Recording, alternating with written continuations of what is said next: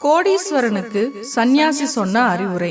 ஒரு ஊரில் ஒரு கோடீஸ்வரன் இருந்தான். அவனுக்கு கடுமையான தலைவலி ஏற்பட்டது. பல ஊர்களிலிருந்து மிகப்பெரிய வைத்தியர்கள் வந்து பார்த்தும் வண்டி வண்டியாக மருந்துகள் சாப்பிட்டும் அந்த தலைவலி குணமாகவில்லை.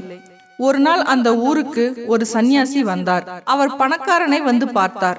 பார்த்துவிட்டு அவருக்கு ஏற்பட்ட தலைவலிக்கு கண்ணில் இருக்கும் ஒரு நோயே காரணம் என்று கூறினார். அந்த கண்ணை குணப்படுத்த ஒரே ஒரு வழிதான். அந்த பணக்காரன் பச்சை நிறத்தை தவிர வேறெதையும் பார்க்க கூடாது என்று கூறிவிட்டு போய்விட்டார்.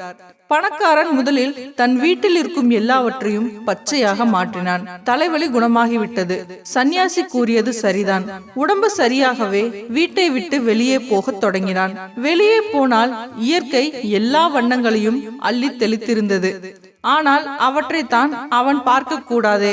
நிறைய பச்சை பெயிண்டையும் பிரஷையும் கொடுத்து சில ஆட்களை நியமித்தான். அவன் போகும் வழியில் இருக்கும் ஆடு, மாடு, மனிதர், குடிசை, வண்டி, மேஜை, நாற்காலி எல்லாவற்றுக்கும் பச்சை நிறத்தை அடிப்பது அவர்களுடைய வேலை. அவர்களும் முதலாளி சொன்னபடியே செய்து வந்தார்கள். சில மாதம் கழித்து மீண்டும் சந்நியாசி அதே ஊருக்கு வந்தார். வேலையாட்கள் அவரை தடுத்து நிறுத்தி அவர் மீதும் பச்சை வண்ணம் அடிக்க போனார்கள். சந்நியாசிக்கு ஆச்சரியமாகி விட்டது. காரணம் கேட்டார். அவர்கள் தங்கள் முதலாளியின் கட்டளை இது என்று கூறினார்கள்.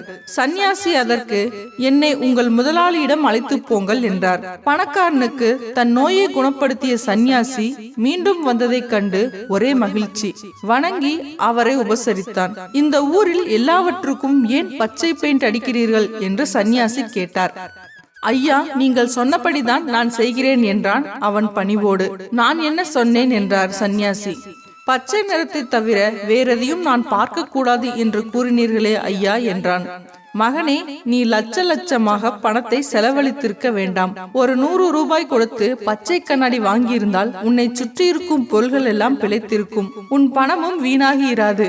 உன்னால் இந்த உலகம் முழுமைக்கும் பச்சை பெயிண்ட் அடிக்க முடியுமா என்று கேட்டார் சந்நியாசி.